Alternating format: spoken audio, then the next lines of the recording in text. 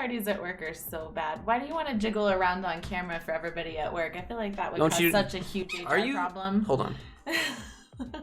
Are you saying that you don't want the free cloud on LinkedIn? No. All right, so we got a very special episode of Corporate Cringe for you today.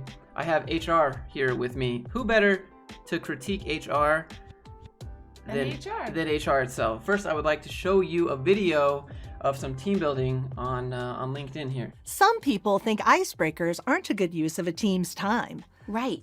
You see icebreaker on the agenda and you think, Oh, cheesy. Boring. But nothing could be further from the truth.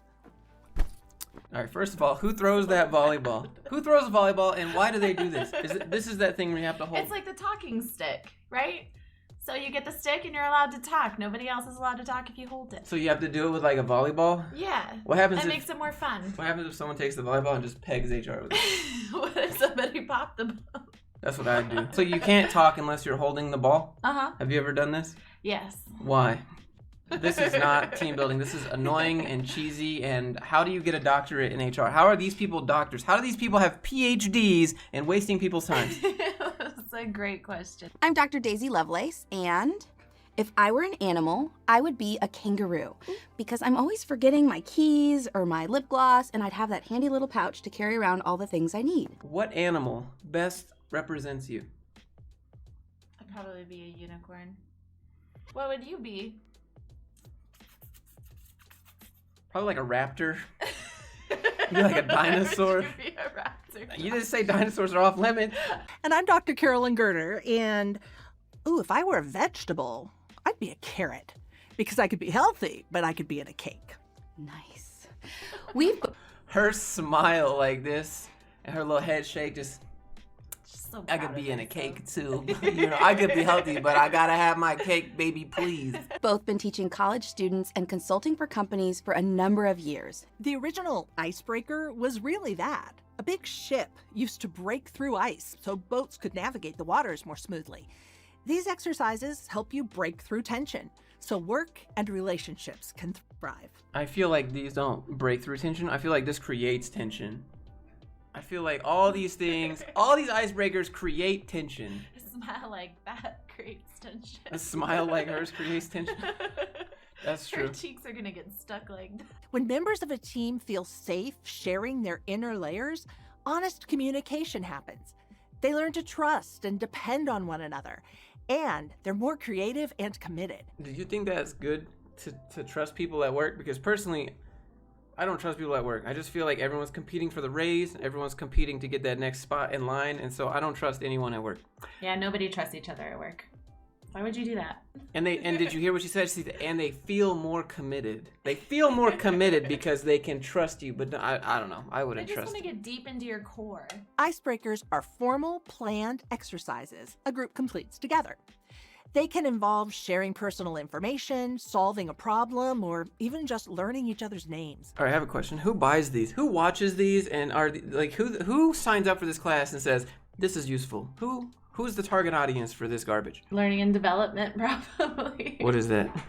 They're in charge of all of your learning experiences like this to develop your talent. But who watches these videos? They're for the employees.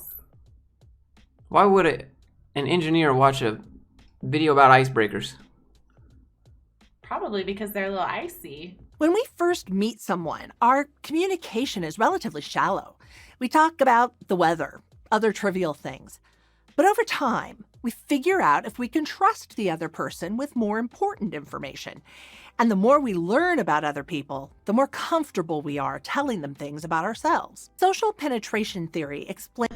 Social penetration theory. I'm all about that social penetration. They just call me community property. I've never heard of this theory before. You never heard of social penetration theory? It sounds like how you get written up by HR. Yeah, this can only go wrong. This doesn't sound like something HR would do. Nothing good can come of social penetration at work. If I want to get to know you, I'll disclose some personal information. Maybe tell you about my dogs. Then I'll wait and see if you also disclose something about your personal life. And if you again reciprocate, we're on the road to friendship. This is just a guide to manipulate coworkers to see if you can trust them with information or not. Yeah, and if you build relationships at work, you might build relationships with work, and then you never want to leave, or you never have to leave. God. Icebreakers make sharing information normal. You have to tell people your childhood dream or favorite animal. It's the rule in a game that everyone is playing. Can you believe some lady got paid to make this video? Absolutely not. Some lady's getting paid to say, relationships exist. Relationships are when you talk to other people. Relationships are important to the company culture, and culture matters. As you plan icebreaker activities for your team, remember the wise words of Shrek. We need a way to get past people's outer layers and connect with their core selves. It's not only the recipe for good collaboration, it can also be a lot of fun. That's the face of someone who likes to watch people struggle. Evil can be really fun if you 100%. don't have to participate yourself. 100% this lady's a dominatrix at home. Oh, no. 100. Just imagine. Okay, so like take this red and put like leather, skin tight leather, and give her a whip. That's about right. Do you see it? I see it. I see it. I can see This it. lady, that is the face of someone who enjoys watching people writhe in pain. I just want to beam her with that volleyball. You don't want a team build with that face? Fuck no. Make the move from individual contributor to manager. How managers succeed. Tell me more. Congratulations. Your hard work is paid off and you're promoted. How does it feel to be in charge? Wow, she's already telling you to like accept your inner power trip. How does it feel to be in charge? Your hard work is paid off and you're promoted. How does it feel to be in charge? You're excited, but it's nerve-wracking too. Your promotion says you're a talented, hard-working contributor. Do you have to get promoted to prove that you're talented and a good hard worker? Absolutely not. Now, you'll transition to your new role. What will change? What if they question your authority? Oh, who cares? It's a job. It's not the law. It's a job. Questions your authority. When you're a new supervisor, employees who don't respect you are no laughing matter. Actually, I think they are, because I'm one of those employees. Josh, I need you to do this. Or else. Or else what, my man? What? What you gonna do? Well, we're gonna have to write you up. Have you ever written anybody up? I've never written anybody up before. Have you ever filed the paperwork that's already been written up? Absolutely. Have you ever fired anybody? I've delivered that message, yes. While some employees will openly challenge your authority, most of the time it's subtle. Insubordination or defying authority can... Imagine like being a supervisor at work and thinking of yourself as an authority. Like, oh my god, dude. Like, you're just... You were born to defy authority. No, dude, I don't have a problem with authority. I just have a problem with people that think they're better than you because of a job title. Authority. Like, authority, right? Police, like legal stuff, right? Like, whatever. I do what I'm told to do when it comes to that. But like in a job, in a civil scenario where some guy is like, you better or else, just at a job, like we're both volunteering to be there, you don't get to tell me what to do. Person who takes over your team meeting may say he's just trying to help. Or maybe it's nonverbal, where the employee sits with her arms crossed and rolls her eyes when you lay out your vision for a project. The one that makes me cranky is when employees tell me what they're going to do, rather than asking, I'm going to take next week off. See you on the 10th. That's what I would do. Like, I don't really ask for permission. I'm more of like, I'm going to do it, and then I'm going to ask for forgiveness later. That's the kind of employee I am. That's why I'm not a great employee, because I just do what Josh does. Honestly, they can't stop you. And then I'm like, hey, yo, is that okay? And they're like, actually, yeah, well, all right. I don't know. I'll remember that next time. In these conversations, be assertive and confident. Remind the employee that your job is to delegate work and make the team function successfully. Use a firm but neutral tone. This process gives you a lot of insight into your problem employee. Emphasize that your primary goal is for the entire team to do good work. Ask the employee what she would do differently on this project, or invite him to explain where he sees roadblocks to your proposal.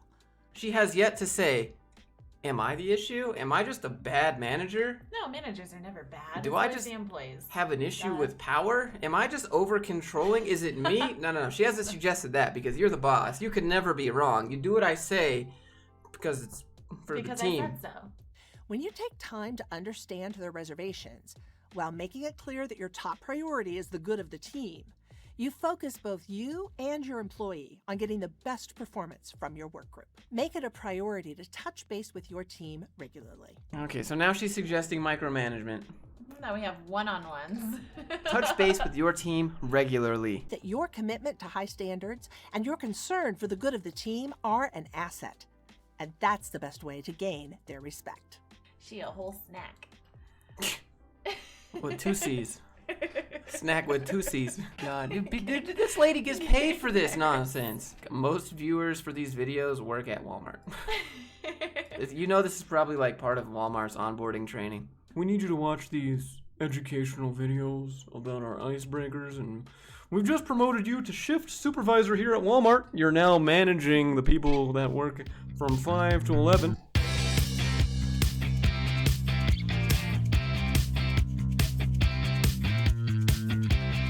Why do we have to do virtual team building when instead we're already at home and could go spend time with our families or doing whatever we want? It's all in the name of having fun. You have some fun at work, maybe you have a good experience there, and then you never want to leave. B Corps has been spicing up our virtual meetings, and I'm proud to see our teams channel their creative side to add more fun to every day. No. It's forced excitement. No, They don't believe you can have this much fun at home. You can only have Look it at in this office. CEO down here. Fun creates loyalty. Wow. Mrs. CEO of the Hype. Chief Executive Officer of the Hype, bruh. Okay. Dance parties at work are so bad. Why do you want to jiggle around on camera for everybody at work? I feel like that would cause such a huge HR problem. Hold on. Are you saying that you don't want the free cloud on LinkedIn? No.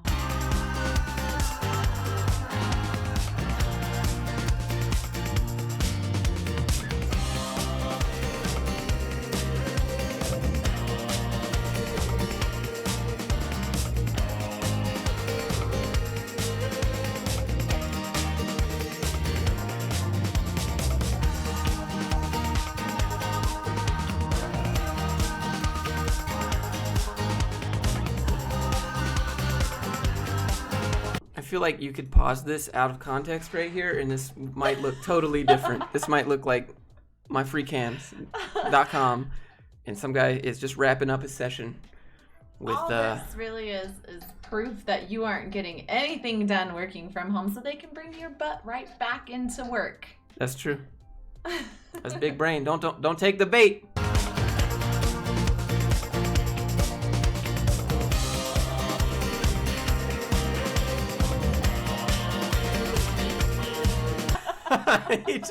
Why did they put him back in? Are you serious? That's like, that dude is just completely given up in life. He's like, are we done yet?